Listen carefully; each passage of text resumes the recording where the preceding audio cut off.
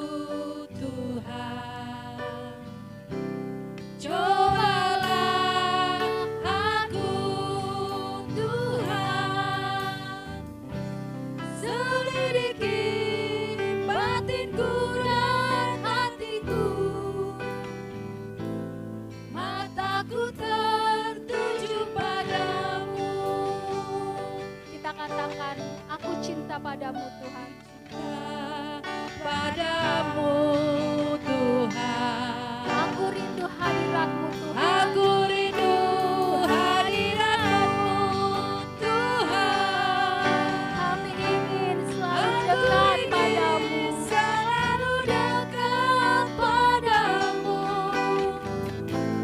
menikmati kehadirat-Mu.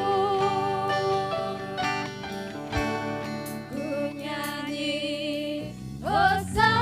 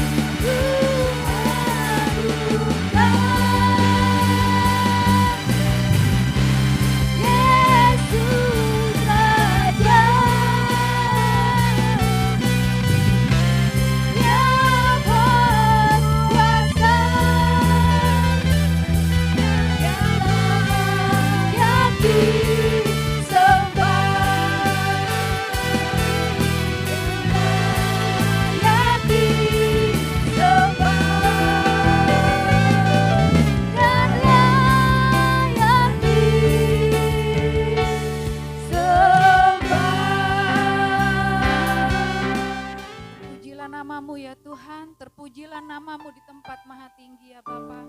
Ini kami seluruh jemaatmu ya Bapa datang. Ini bukti kami bahwa kami mengasihi Engkau ya Tuhan. Amin. Ini bukti bahwa kami datang memerlukan Engkau ya Bapa.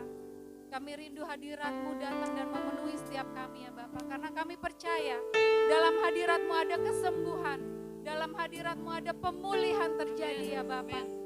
Terima kasih ya Bapa, Engkau pimpin ibadah ini dari awal, pertengahan, hingga akhirnya ya Bapa. Dan hanya namamu saja dipermuliakan. Hanya di dalam nama Tuhan Yesus kami siap memuji dan menyenangkan hatimu. Haleluya, amin. Baik, kita akan Kaulah Tuhan, Kaulah Raja, surga bumi menyembah, sorak-sorai kemenangan. Bagi Raja mulia, kemuliaan bagi Allah yang berkuasa selamanya.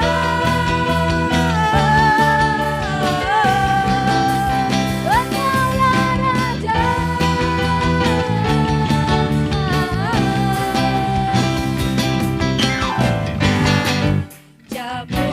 Jamulia kita katakan Allah pemenang. Allah pemenang, Bapa yang kekal. Bapa yang kekal, berkuasa selamanya. Segala ciptaan Segala ciptaan dia sujud menyembah.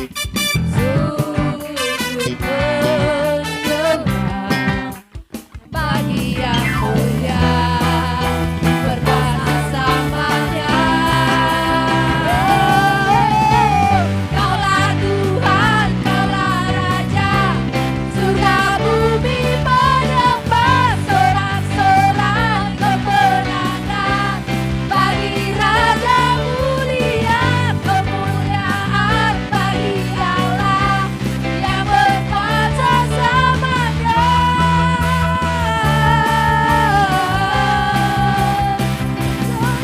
Kaulah Tuhan, Kaulah Raja, surga bumi menyembah, sorak-sorai kemenangan. Bagi Raja mulia, kemuliaan bagi Allah yang berkuasa selamanya. Engkau ya Raja.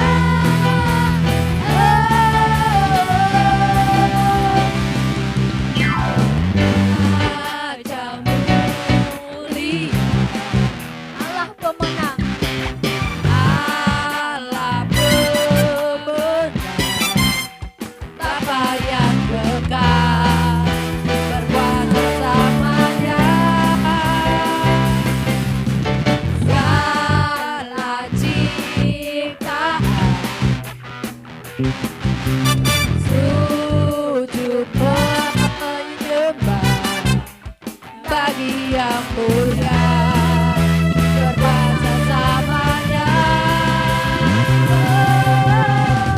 Kaulah Tuhan, Kaulah Raja, surga bumi menyembah, sorak-sorai kemenangan.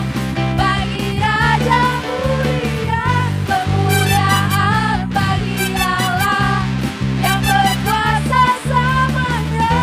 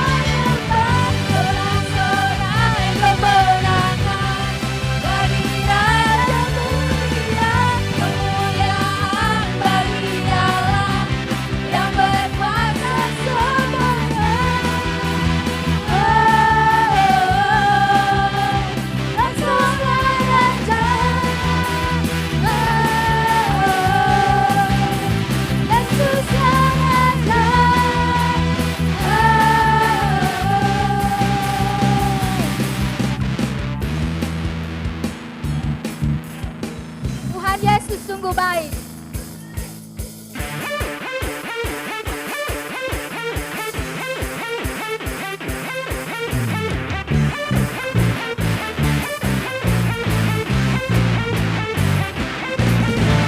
Besar cinta-Mu nyata Mari generasi dari generasi ke generasi.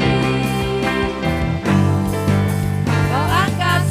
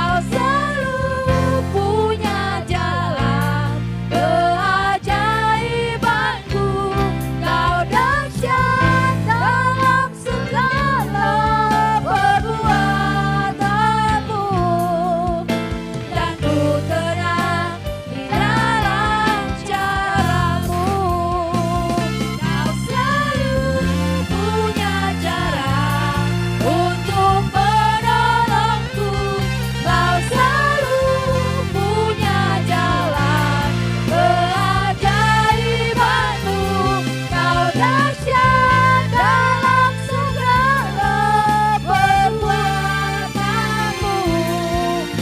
dan ku tenang di dalam caramu, dan ku tenang di dalam caramu, dan ku tenang di dalam caramu. Kami rindu untuk diisi dengan kebenaran sabdamu, tentunya kebenaran sabda sesuai dengan apa yang engkau sudah berikan hikmat kepada hamba yang engkau percaya untuk menyampaikan. Bapak Ibu semua, pada pagi hari ini saya mengajak kita untuk kita belajar satu tema di dalam renungan kita hari ini adalah makin hari makin kuat. Ya, kalau makin hari makin kuat ini berbicara masalah kehidupan. Kehidupan itu ada dua, kehidupan jasmani dan kehidupan rohani. Nah, berbicara masalah kehidupan berarti itu berbicara masalah suatu pertumbuhan. Sesuatu yang hidup pasti harus bertumbuh. Betul?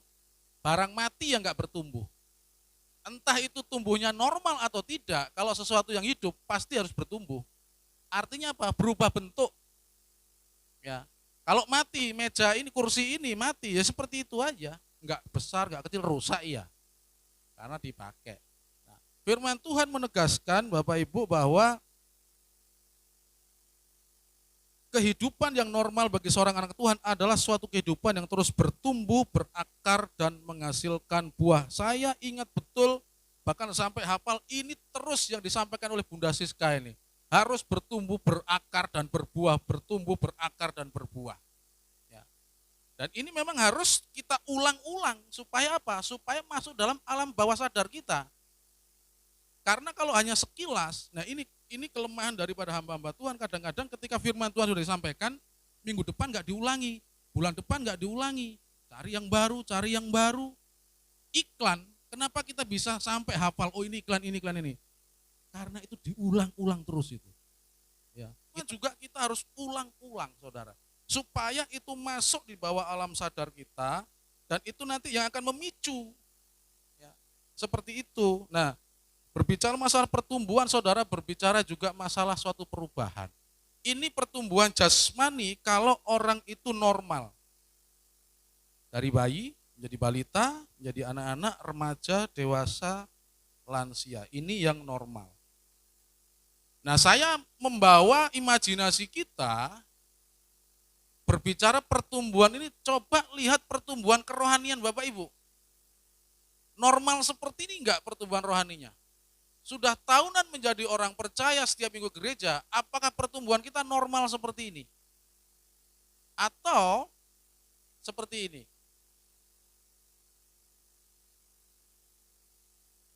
Ya, kalau ada orang Kristen ya yang sedikit-sedikit ngambek, cari masalah.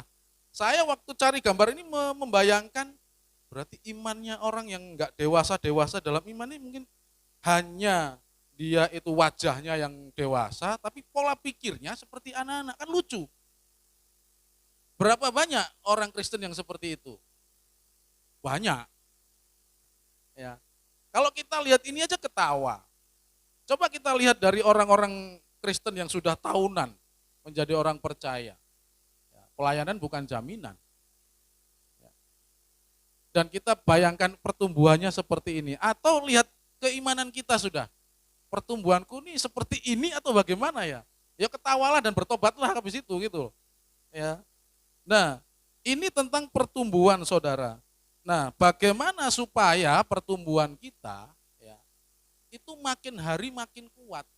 Bagaimana di dalam kehidupan kita bersama dengan Tuhan, berjalan bersama dengan Tuhan, itu makin hari makin kuat. Ada 3 hal yang mau saya sampaikan, ini semuanya sudah kita lakukan. Tetapi saya akan tambahi 1 kalimat di depan yang sulit dikerjakan. Sebenarnya ini sudah kita kerjakan, sudah kita lakukan. Tetapi saya akan menambahkan 1 kalimat dari 3 poin ini nanti yang kita tahu tetapi sulit dikerjakan.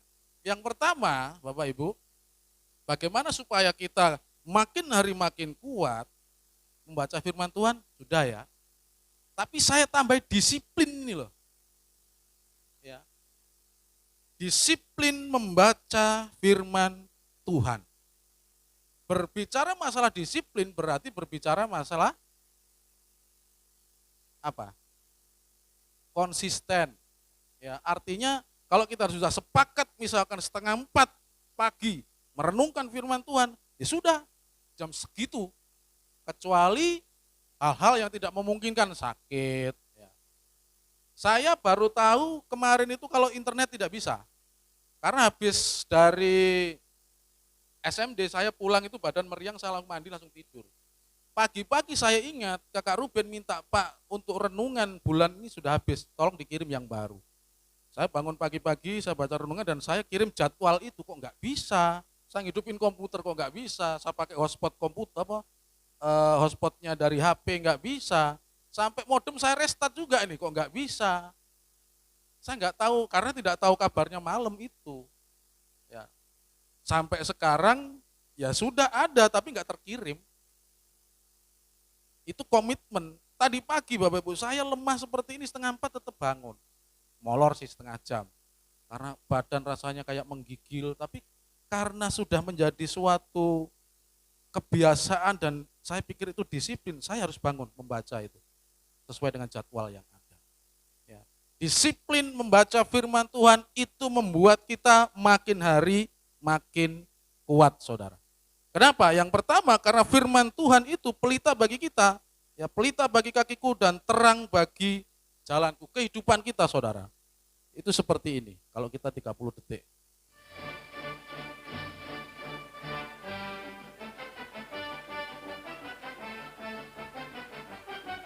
Ini kalau kehidupan normal ya.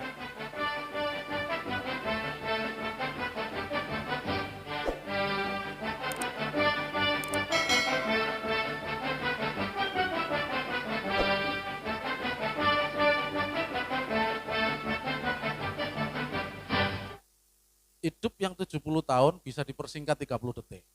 Ya seperti itu aja. Nah, di dalam menjalani kehidupan selama 70 tahun yang normal loh ya. 70 tahun itu tentunya dari hidup hari ke hari, itu kan pasti kita diperhadapkan dengan masalah. Betul? Diperhadapkan dengan situasi-situasi di mana kita harus memutuskan dan keputusan itu selalu berdampak buat kita di kemudian hari. Bagaimana supaya kita tidak salah mengambil keputusan? Ya disiplin membaca firman Tuhan. Karena apa? Karena di dalam firman Tuhan itu ada ajaran-ajaran, ada perintah-perintah, ada larangan-larangan, ya, serta apa yang Tuhan inginkan dari hidup Anda melalui firman-Nya. Nah, kalau kita firman Tuhan saja tidak disiplin membaca, bagaimana kita mengetahui ajaran-ajaran Tuhan? Bagaimana kita mengetahui larangan-larangan Tuhan? Bagaimana kita mengetahui keinginan Tuhan? Ya. Yang kedua, bahwa tak hanya itu, Alkitab juga berisi sejumlah rambu-rambu atau pedoman, panduan, ya, dan bahkan solusi untuk masalah hidup kita. Ini yang terdapat di dalam firman Tuhan sehubungan dengan firman-Mu itu pelita bagi kakiku dan terang bagi jalan-jalanku. Kalau kita disiplin membaca, saudara, yakinlah di saat kita ada ujian maka kita akan tahu apa yang kita putuskan. Yang kedua, disiplin membaca firman Tuhan, saudara, adalah apa? Bahwa di dalam firman Tuhan itu, ya, memberi kita hidup. Ulangan 8 ayat 3. Jadi ia merendahkan hatimu, membiarkan engkau lapar dan memberi engkau makan mana yang tidak kau kenal dan yang juga tidak dikenal oleh nenek moyangmu, untuk membuat engkau mengerti bahwa manusia hidup bukan dari roti saja, tetapi manusia hidup dari segala yang diucapkan Tuhan. Ini juga yang diutip oleh Tuhan Yesus ketika dia menghadapi pencobaan dari iblis di padang gurun, saudara. Bahwa di dalam firman Tuhan itu juga memberi suatu kehidupan, saudara.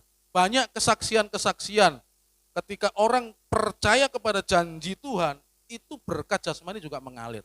Contohnya yang disampaikan oleh Pak Gembala ketika panti tidak ada beras. Tidak jauh-jauh, Bapak Ibu sudah mendengar. Hari jam 12 siangan beras sudah enggak ada. Dan ketika ditanya oleh ibu gembala, Pak, beras sudah tidak ada. Percayalah Tuhan akan kasih. Habis itu ada orang telepon. Orang telepon pun tidak tahu kalau dia mau datang bawa beras, siapa tahu dia hanya survei. Karena biasanya orang telepon itu survei. Nah kalau survei tidak membawa apa-apa. Ya, tetapi pada waktu itu beras orangnya datang bawa. Nah sebelum daripada Papua lockdown saudara, itu orang yang tidak seiman dengan kita, itu dikirim oleh Tuhan untuk memenuhi kebutuhan panti. Dari saya nggak tahu apa, persekutuan orang-orang Buddha. Datang itu bawa beras itu 1 truk, nggak habis pikir itu, 1 truk itu, ya belum termasuk minyak, belum termasuk. Habis itu lockdown Papua, ini 53 anak ini, ya dari situ saya juga belajar, gitu loh ya. Jadi firman Tuhan itu memberi kita hidup ketika kita percaya kepada janjinya yang diucapkan Tuhan, maka bukan hanya hidup rohani, hidup jasmani pun Tuhan juga cukupkan akan hal itu. Yang ketiga, tentang disiplin membaca firman Tuhan, bahwa firman Tuhan menunjukkan kebenaran saudara. Maka katanya kepada orang-orang Yahudi yang percaya kepadanya, jikalau kamu tetap dalam firman-Ku, kamu benar-benar adalah murid-Ku dan kamu akan mengetahui kebenaran. Dan kebenaran itu akan memerdekakan kamu. Kita di dalam berbicara kebenaran dalam kehidupan saudara, itu ada kalanya diperhadapkan dengan kebenaran pandangan umum dan kebenaran Alkitab, betul? Tidak jarang orang yang lebih condong mendukung kebenaran umum daripada kebenaran Alkitab. Karena takut dengan massa, takut dengan tidak ada follower kah atau apa. Ya. Tetapi kita melihat saudara, Daud ini kan orang yang baik, rendah hati, memahami Taurat. Tetapi tahu enggak, dia sempat marah sama Tuhan karena dia lalai memahami kebenaran firman Tuhan. Di dalam 2 Samuel 6 ayat 1-6. Karena berbicara kebenaran di hadapan Tuhan, kebenaran adalah kebenaran, tidak ada kecuali. Kebenaran yang kebenaran, coba kita baca. Daud mengumpulkan pula semua orang pilihan di antara orang Israel, 30.000 orang banyaknya, orang pilihan ini. Untuk apa? Di sini diceritakan untuk membawa tabut bait Allah ya dari rumah Abinadab untuk dibawa ke kota Daud. Begitu. Saya tidak baca semuanya. Tetapi dari peristiwa ini saudara, ya, ketika di dalam perjalanan, Bapak Ibu bisa baca itu sudah. Usa di situ berjalan di samping tabut Allah, ya 6 itu. Dan Ahyo berjalan di depan tabut itu. Daud dan seluruh kaum Israel menari-nari di hadapan Tuhan dengan sekuat tenaga, ayat 5, ayat 6. Ketika mereka sampai di tengah pengirikan Nakon, maka Usa mengulurkan tangannya kepada tabut Allah itu, lalu memegangnya karena lembu-lembu itu tergelincir. Ayat yang ke-7. Maka bangkitlah murka Tuhan terhadap Usa, lalu ia membunuh dia di sana karena keteledorannya itu, ia mati di sana dekat tabut Allah itu. Daud menjadi marah karena Tuhan telah menyambar Usa demikian hebatnya. Maka tempat itu disebut Peres Usa sampai sekarang. Pada waktu itu Daud menjadi takut kepada Allah, lalu katanya, bagaimana tabut Tuhan ini dapat sampai kepadaku, dan sebab itu Daud tidak mau memindahkan tabut Tuhan itu ke tempatnya, ke kota Daud, tetapi Daud menyimpang dan membawa ke rumah Obed Edom orang Gad itu. Ini tabut Allah ini saudara sebelum dibawa Daud, sebenarnya waktu zamannya Saul, rakyat Israel ini perang, ya, membawa tabut dan rakyat Israel ini kalah. Maka tabut ini disita oleh orang Filistin, dibawa ke kuil Dagon. Nah selama 7 bulan di kuil Dagon ini setiap pagi kuilnya orang Filistin ini, dewanya ini selalu jatuh setiap pagi. Dan di situ ada tulah juga yang dialami oleh orang Filistin. Akhirnya orang Filistin menanyakan kepada ahli-ahli nujum mereka, ini harus kau kembalikan ini, karena Allahnya orang Israel ini di atas Allah kita, intinya begitu. Kok nggak bertobat heran saya itu, ya sudah tahu begitu tuh. Ya, dikembalikanlah ke saya lupa, tapi dikembalikanlah ke orang Israel. Ya, di situ disimpan selama 20 tahun di Abinadab ini. 7 bulan di orang Filistin, lalu dikembalikan ke orang Israel dan disimpan di rumah Abinadab ini, saudara, selama 20 tahun. Nah, habis itu karena Daud sudah menjadi penguasa, sudah menjadi raja, dia teringatlah untuk membawa ini. Niat dia baik, betul? Tetapi kenapa Allah membunuh Usa? Usa ini niatnya baik, ingin menyelamatkan supaya tabut ini tidak jatuh tergelincir. Baik enggak niatnya Usa? Niatnya Daud baik enggak? Tapi dihukum sama Tuhan mati. Berbicara kebenaran di hadapan Allah, itu kebenaran, tidak ada kecuali. Kenapa? Ternyata di dalam aturan membawa tabut perjanjian, itu ada aturan-aturan yang Tuhan sudah tetapkan, saudara. Ya, sudah ditentukan. Ya. Yang pertama, hanya orang Lewi yang boleh membawa tabut perjanjian. Mungkin Abinadab itu orang Lewi, tetapi orang Lewi dikhususkan lagi Bani Kehat. Bani Korah tidak bisa, yang lain-lainnya tidak bisa. Hanya Bani Korah, Bani Kehat yang bisa membawa tabut itu. Dan kalau kita melihat di situ, tabut ini kan dimasukkan gerobak nih, didorong. Tidak boleh menurut aturan Tuhan itu harus dipikul. Ya, di situ ada kayu dipikul dan di situ yang membawa itu adalah Bani Kehat. Nah, Daud itu ketika membawa dari rumah Abinadab ini dikasih apa? Dikasih di atas gerobak. Kan begitu. Nah, aturan-aturan ini ya sama Daud dan orang-orang Israel dilanggar. Akhirnya Usa meninggal. Nah, ini saudara, dari mana kita tahu? Ya kita disiplin membaca firman Tuhan. Kan begitu. Kalau kita enggak disiplin membaca firman Tuhan, ya Tuhan ini kejam sama Usa, niatnya baik, kenapa dia mati? Daud malah marah-marah sama Tuhan. Ya. Tetapi dari kejadian ini kalau kita lihat, Daud bertobat, Daud belajar. Akhirnya apa? Dia membawa lagi setiap 6 langkah dia menyembelih lembu dan domba atau apa itu.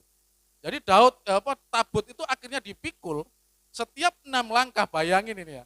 Kalau dari sini ke Doyo sana misalkan setiap 6 langkah sembelih doa itu berapa hari nyampe, saudara.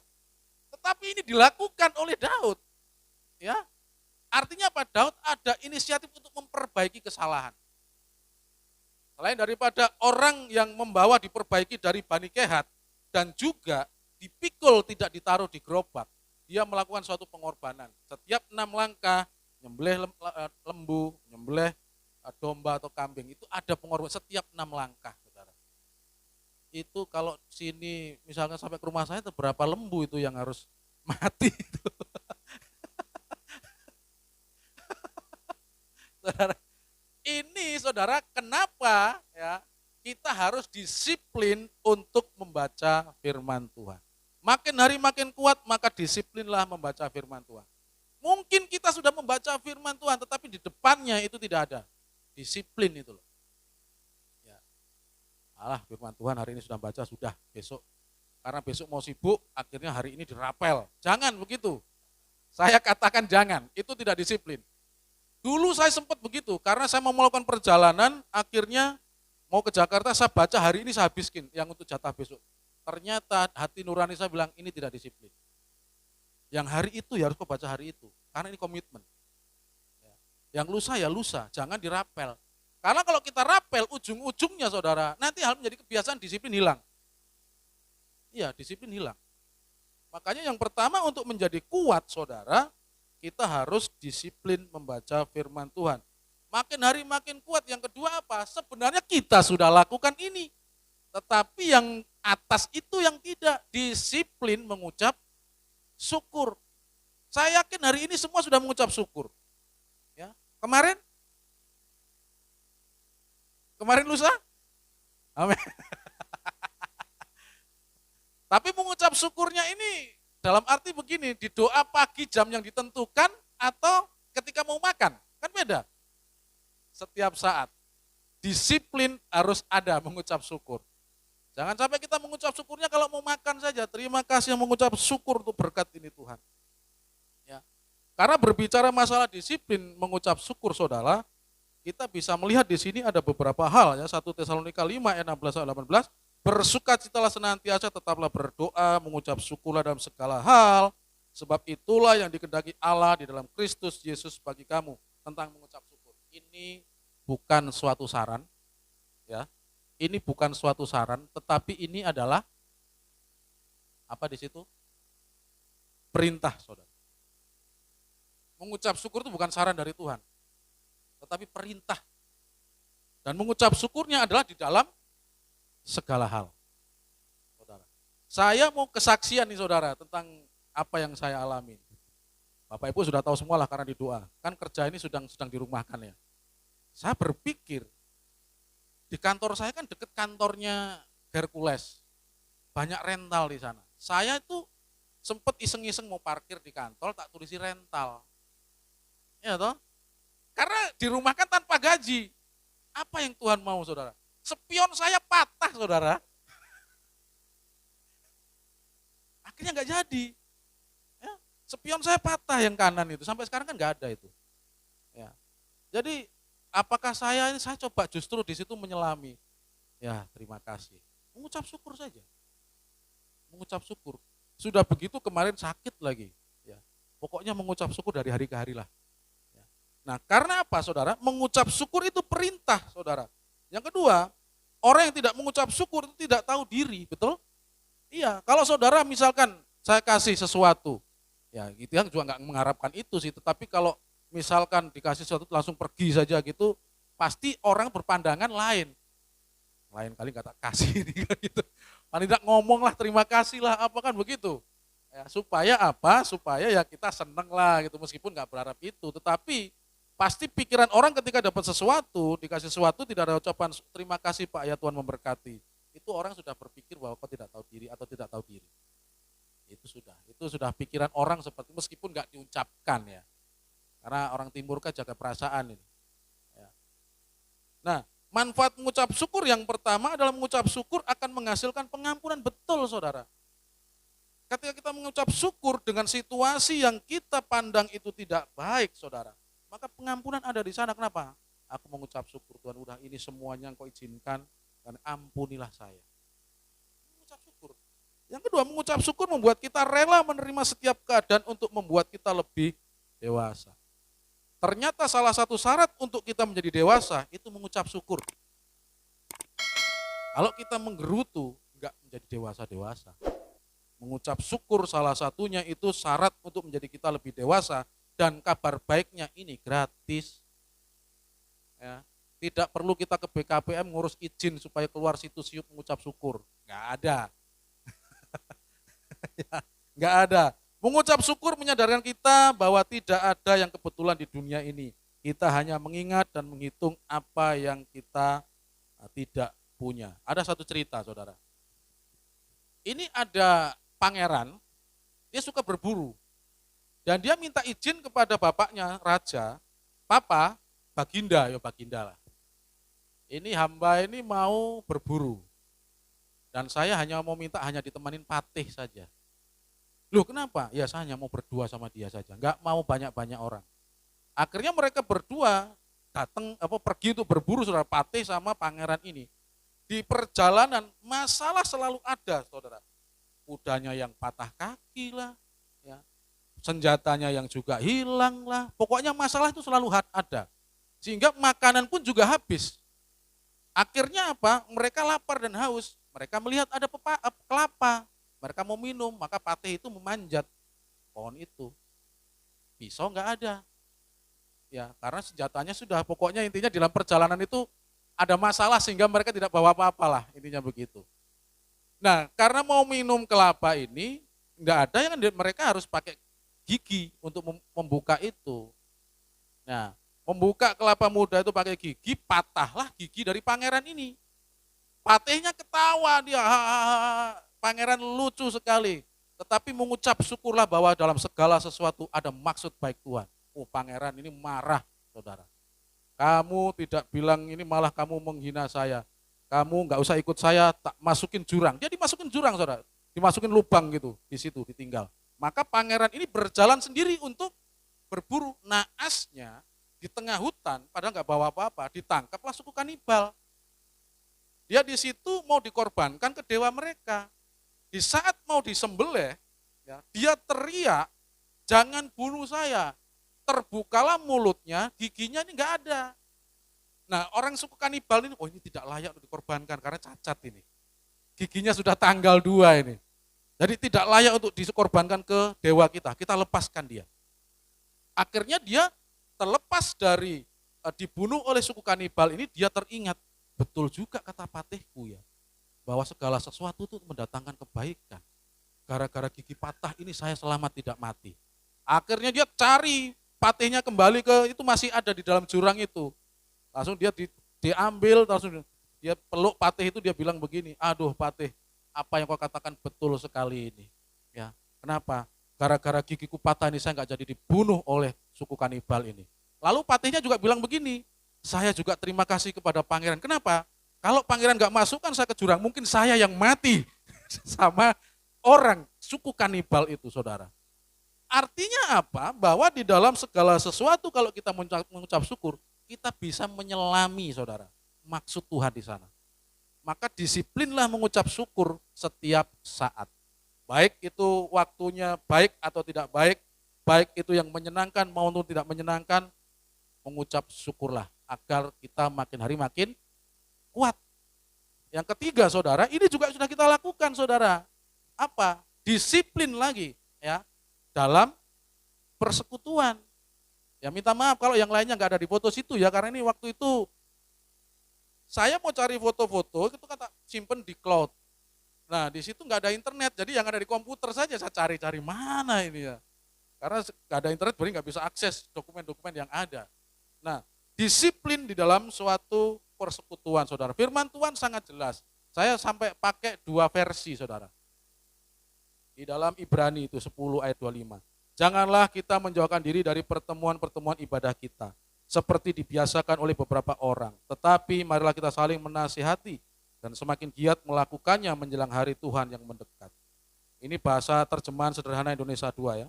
Janganlah kita menjadi malas berkumpul bersama dalam persekutuan kita, seperti yang sudah menjadi kebiasaan sebagian orang dari kita.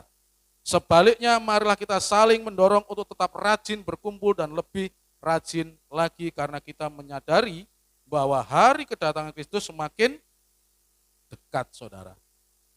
Selain daripada persekutuan kita di ibadah raya, sudah ada WBI 1 bulan 2 kali ya. Awalnya 1 bulan 1 kali. Nah, protes nih, kelamaan Pak nanti lupa. Oh, saya malah seneng, puji Tuhan. Ya, akhirnya 1 bulan 2 kali. Nah, Selasa ini nanti akan ada, Bu ya. Ya, Selasa ini akan ada, dan juga pemuda juga sudah mulai jalan. Kayaknya ini kalau pemuda ini masih dari rumah ke rumah ya. Karena enak dari rumah ke rumah ya. Ada makan. Jadi saudara, jangan malas untuk kita bersekutu, disiplin di dalam persekutuan. Kemarin di SMD, saudara, ada salah satu pendeta menanyakan ini, kenapa WBI itu ada? Kenapa DPA itu ada? Kenapa untuk bapak-bapak itu tidak ada departemen sendiri? Kenapa digabungkan dengan DPA, dengan pemuda? Ya. Artinya apakah bapak-bapak nggak perlu dalam persekutuan begitu kah atau bagaimana? Nah itu menjadi masukan untuk mereka, katanya sih diskusikan di sinode supaya nanti mungkin ada persekutuan untuk kaum pria. Ya. Karena memang begini sih saudara, yang pernah saya sharingkan kepada teman-teman, wanita ini kan diciptakan untuk menjadi penolong, betul? Berarti lebih kuat daripada laki-laki yang ditolong. Ya toh? Kalau yang penolongnya ini kuat saudara, maka gereja itu kuat. Ini yang saya tekankan ke teman-teman. Kalau WBI-nya kuat, gereja ini kuat saudara.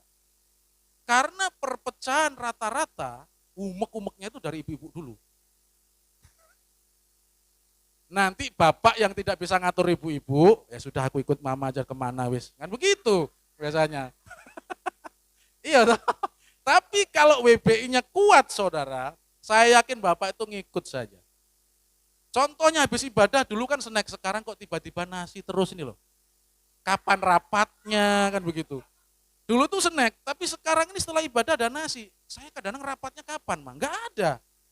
Ibu-ibu yang jalan sendiri, saya yakin bapaknya tuh iya sudah, kan begitu aja. Butuh uang berapa ini? Kan begitu kalau bapaknya. Pak antar belanja Pak, iya sudah ayo, kan begitu. Di mana kuncinya? Ibu-ibu yang kuat saudara. Kalau gereja ini ingin maju, maka pemudanya harus kuat. Karena dalam pemuda itu ada ide, ada kreativitas. Pemuda kalau sudah kasih kepercayaan, kau buat ibadah ini semenarik mungkin. Dia akan berpikir memutar otaknya supaya ibadah itu baik. Kenapa? Karena dia tidak memikirin beras dan lombok. Dia nggak mikir cabai saudara. Kalau kita saudara sudah dikasih tugas begitu, tiba-tiba langsung ibu negara bilang, Pak ini minyak goreng habis, udah wes. Buyar saudara, kreatif, ide-ide itu sudah hilang saudara. Ya, makanya jangan kita meninggalkan persekutuan-persekutuan yang ada. Maka disiplinlah untuk kita ada di dalam persekutuan saudara. Manfaat saudara mengikuti persekutuan, bahwa di situ yang pertama saudara, kita itu bertemu dengan orang lain, betul? Ya kalau ada yang nggak setuju ini ya sanggah saya. Persekutuan bertemu dengan orang lain, betul? Kalau bertemu dengan hewan ya persekutuan apa itu kan begitu. Ya, di dalam persekutuan saudara itu kita bertemu dengan orang lain. Seperti halnya Adam ketika di Taman Eden, banyak hewan di situ, banyak makanan, tidak usah kerja. Tetapi Allah bilang apa? Dia kesepian, memerlukan penolong, memerlukan orang yang mengerti dia. Maka diciptakanlah Hawa. Maka saudara di dalam suatu persekutuan juga seperti itu. Bahwa kita akan bertemu dengan orang lain untuk apa? Supaya kita nanti saling sharing. Aku kemarin begini-begini loh. Oh iya sama. Terus solusinya, nggak usah ibadah dah. Nah sudah salah kalau begitu saudara. Itu persekutuan yang nggak betul. Ya. Jadi seperti yang kedua, saling menguatkan saudara. Di dalam Matius 18 sampai Matius 18 19. Dan lagi aku berkata kepada, jika dua orang daripadamu di dunia ini sepakat meminta apapun juga, permintaan mereka itu akan dikabulkan oleh Bapakku yang di surga. Saya masih ingat betul ketika kita bergumul ruko ini. Kita waktu itu berdoa, doa malam kita tuh masih nebeng di Natura. Bunda Siska betul ya? Saudara, kita berdoa di bawah itu bau apa namanya? Triplek, HPL. Itu nyengat sekali. Kita akhirnya ambil inisiatif doa di lantai atas. Yang langsung menghadap Tuhan, nggak ada penghalang ini. Langsung bintang dan bulan ini. Kita penyembahan, betul-betul kita mau berdoa syafaat hujan saudara. Tanpa dikomando buyar saudara, itu doa itu. Saya masih ingat itu berhasil kayak Pak Yohanes juga hadir ya waktu itu ya. Ya, saya waktu turun saudara itu meneteskan air mata. Saya minta Tuhan, ini pekerjaan semiskin ini kan engkau gitu. Kami ini sudah betul-betul berinisiatif untuk istilahnya melayani dengan, masa tidak bisa nih memberikan ruko bagi kami saudara. Uang tidak ada. Tanya bendahara nih, pernah ada enggak kas itu 10 juta? Enggak pernah ada saudara. Kas itu enggak pernah ada saudara. Tetapi kita ada di tempat ini karena Tuhan apa? Ternyata Tuhan kasih ide, Tuhan kasih hikmat, jalan-jalan yang tidak terpikirkan itu, dan itu berkat apa? Persatuan di dalam persekutuan. Kalau nggak ada persatuan dalam persekutuan saudara, kita nggak ada di sini saudara. Ya. Saya masih ingat betul itu, saling menguatkan dan kita berdoa Tuhan minta tempat, Tuhan minta tempat dan Tuhan jawab saudara. Yang ketiga, bersama kita bisa, artinya apa? Sepanjang persatuan di dalam persekutuan itu ada saudara, maka apapun masalah yang kita hadapi, itu akan kita bisa lewati dan menangkap. Yang penting di dalam ini kuat. Komunikasi harus baik. Kalau ada sesuatu yang terdengar, kok ini begini-begini, langsung klarifikasi. Ya, jangan malah di begini nanti jadi rumor saudara. Nah, rumor itu kebanyakan negatif. Ya. Yang pernah saya ceritakan, kenapa Cina yang membangun tembok sedemikian kuatnya akhirnya juga runtuh. Ternyata tembok itu bukan menjadi apa-apa keruntuhannya. Karena apa? Penjaga pintu di dalam tembok Cina itu bisa disuap oleh musuh. Satu persatu musuh datang, suap, bawa senjata, musuh bawa senjata. Akhirnya ketika sudah siap ada di dalam, mereka memberontak. Mereka menjatuhkan kaisar Cina yang punya tembok itu, tidak menghancurkan temboknya saudara. Ternyata mereka memakai kelemahan orang di dalam. Ya. Makanya inilah yang kita juga hindari sedapat-dapatnya saudara, maka dalam persekutuan ini kita bangun suatu persatuan yang erat saudara. Kalau ada sesuatu apapun komunikasikan. Ya. Tidak ke saya, bisa langsung ke saudara Ruben dan anak muda, ke Pak Reli, Pak siapa? Saya kangen Pak Reli jadi. Pak Farle. Ya. Ke Bunda Siska untuk ibu-ibu, ke istri saya. Bapak-bapak bisa ke saya. Komunikasi. Ya. Ada majelis-majelis yang ada di situ. Ya. Sehubungan dengan hal-hal yang mau diskusi masalah pembangunan atau apa, bisa dengan Pak Nandu. Ya. Artinya ada orang-orang yang memang sudah kita pilih untuk menjadi apa ya? Ya pengayom bolehlah ya, menjadi fasilitator untuk kita tetap bersatu gitu saudara. Ya. Itulah yang bisa saya sampaikan saudara sehubungan dengan makin hari makin kuat. Kesimpulannya apa? Maka lihatlah video ini saudara. Maka saudara akan bisa mengartikan sendiri.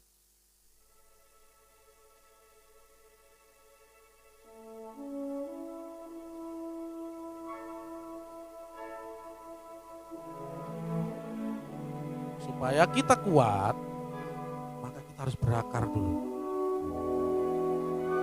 Tumbuhan ini tidak langsung ke atas saudara, tetapi dia tancapkan akar dulu apa? Disiplin membaca firman Tuhan, disiplin di situ apa saudara? Mengucap syukur, disiplin bersekutu. Setelah kuat baru naik. Kita bisa lihat.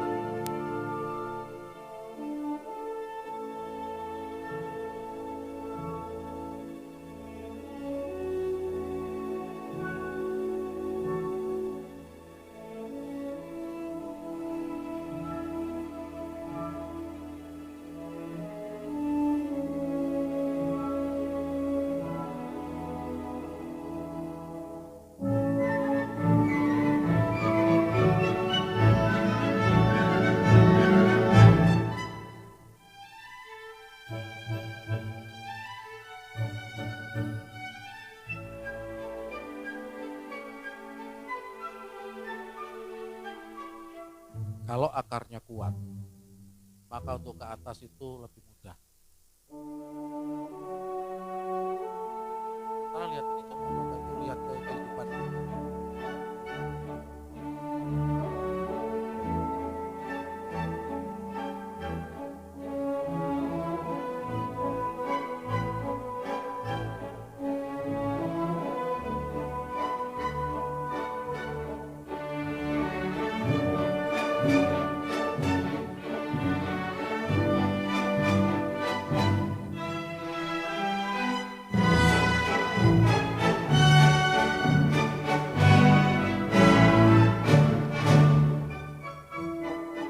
Akarnya, selama mereka bertumbuh ke atas, akar juga terus.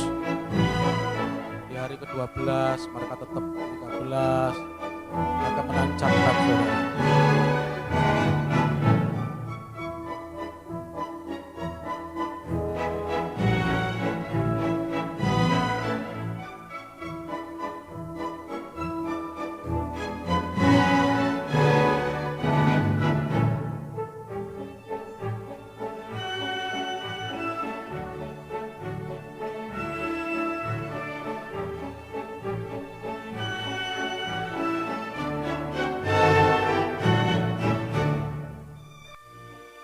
Saya undang pemain musik bisa ke depan. Saudara, supaya kita makin hari makin kuat, maka tancapkanlah akar itu terlebih dahulu. Disiplin membaca firman Tuhan, disiplin mengucap syukur, disiplin di dalam persekutuan. Sebenarnya ini sudah kita lakukan, tetapi disiplinnya ini loh yang belum. Inilah yang saya dorong untuk kita bisa sama-sama melakukan. Maka dengan demikian maka kita di dalam kehidupan ini maka semakin hari kita akan semakin kuat. Amin. Baik, mari kita. Sering ku tak mengerti jalan-jalan-Mu Tuhan, bagai di belantara yang gelap. Tanpa seribu tanya, namun tetap percaya, Jejakmu Tuhan sungguh sempurna. Sekali lagi dari awal. sering ku tak mengerti jalan-jalan-Mu Tuhan, bagai di belantara yang gelap.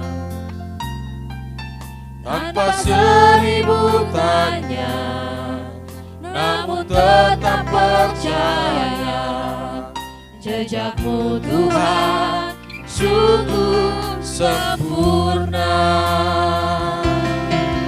Ajarku memahami semua yang Kau ingini, agar hidupku puaskan hati-Mu. Bagimu aku rela sepenuh hati mengambah, serahkan diri Genapi karya-Mu. Ajarku memahami semua yang Kau ingini, agar hidupku puaskan hati-Mu.